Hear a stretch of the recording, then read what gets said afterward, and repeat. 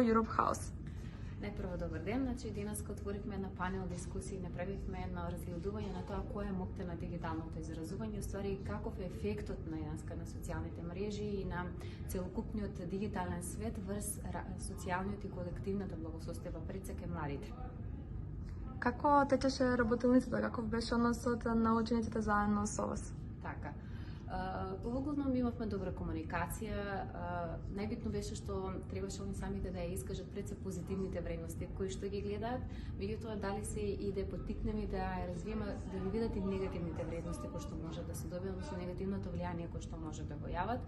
И зашто ни е тоа битно? Затоа што покрај позитивноста која што ја има, нас не е битно да имаме и да развиеме еден вид на млада генерација која што пред се ќе има позитивни вредности и ќе имаме се повеќе млади на кои што ќе спречиме да се јават всушност негативното влијание од цело секојдневното и континуираното присуство денеска на социјалните мрежи.